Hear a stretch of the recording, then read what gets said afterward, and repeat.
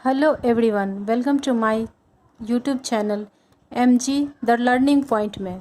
कल मैंने आपको इंग्लिश के बारे में बताया था, स्टार्टिंग से शुरुआत था। आज इसके आगे मैं बताती हूँ। फिर से एक बार मैं आपको रिवीजन करवा देती हूँ। मैंने कल स्वर के बारे में बताई थी, आ छोटी बड़ी, इसको कैसे इंग्लिश में करना है वो मैं बताई थी। व्यंजन के बारे में मैंने बताई थी कि व्यंजन को किस तरह लिखना है। अब आगे आइए। अब ये क से लेके अ से अह तक और क से ज्ञ तक, ठीक है। उसका स्पेलिंग आपको लिख लेना है।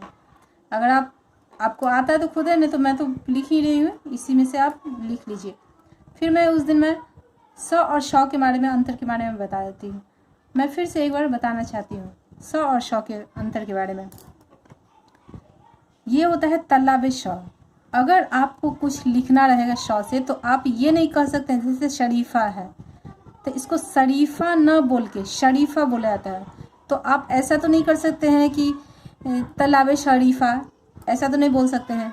या फिर षटकोण है, उसको भी श बोला जाता है, लेकिन ये नहीं कहते दंती श, षटकोण या फिर दंती स भी होता है, स हो तो उसको सांप बोला जाता है।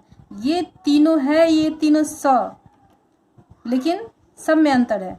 इसमें इस स को श बोला जाता है, इसको भी श बोला जाता है, लेकिन ये जो है दंती स, इसको स बोला जाता है। तो दोनों में, तीनों में अंतर क्या है?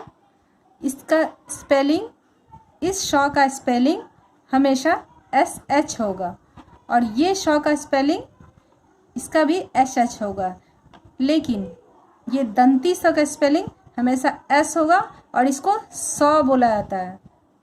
ये दोनों श को श बोला जाता है और इसको स बोला जाता है। हाँ, तो आप तो तीनों स का अंदर समझ ही गए होंगे। श कैसे बोलना है, तलाबे श को श बोलना है, मूर्धन स को श बोलना है और दंती स को स बोलना है, ठीक है। अब आगे आइए। अब मैं फिर से स्वर पे आती हूँ। तो मैंने तो आपको बता ही दिए थे स्वर में आ से लेके अह तक, इसका स्पेलिंग तो हो ही गया था। इसको अब हम लोग को 12 खड़ी तो आप लोग बचपन में पढ़े ही होंगे।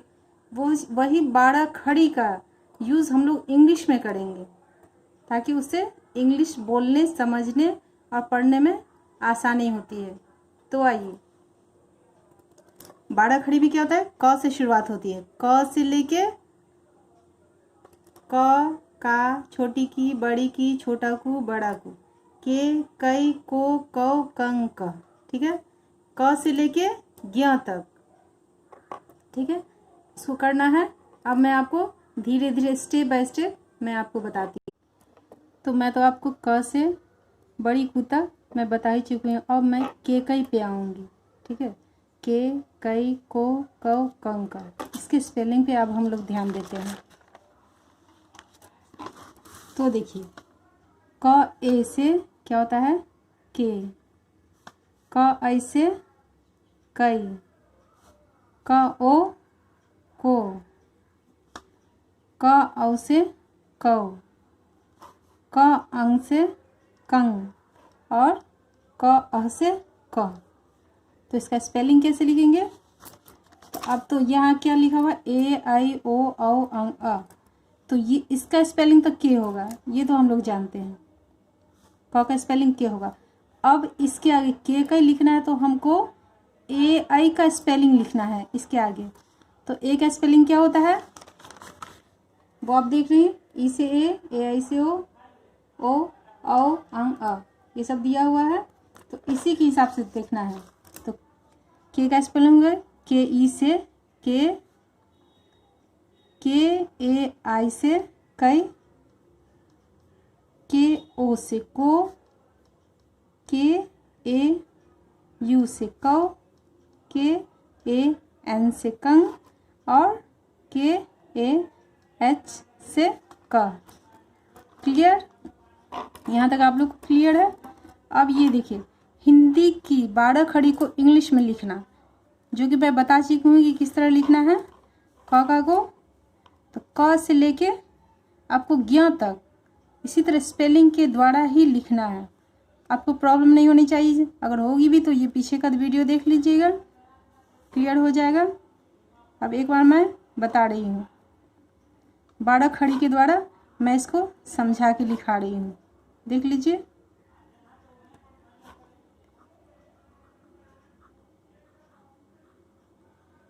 ठीक है, के से क, के से का, के आई से की, के डबल ई से की, के यू से को, के डबल ओ से को। फिर है के ई से के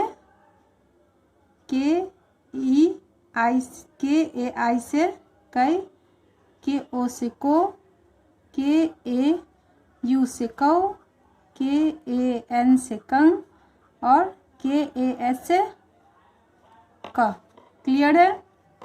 अब देखिए ख का स्पेलिंग क्या होता है, के एच से ख, के एच ए से खा और के एच आई से खी, क्योंकि छोटी है तो आई का यूज होगा, बड़ी है तो डबल ई का यूज होगा। बड़ी खी के लिए बड़ी खी के लिए के एच डबल ई होगा, खू के लिए होगा के एच यू और उसके बाद बड़ी खू के लिए होगा के एच डबल ओ। खे के लिए के एच ई।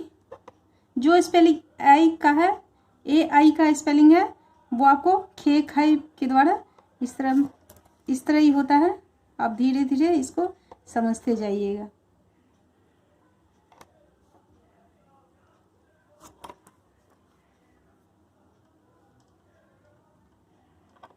के एच ओ, फिर के एच ए एन से कंग और के एच ए एच।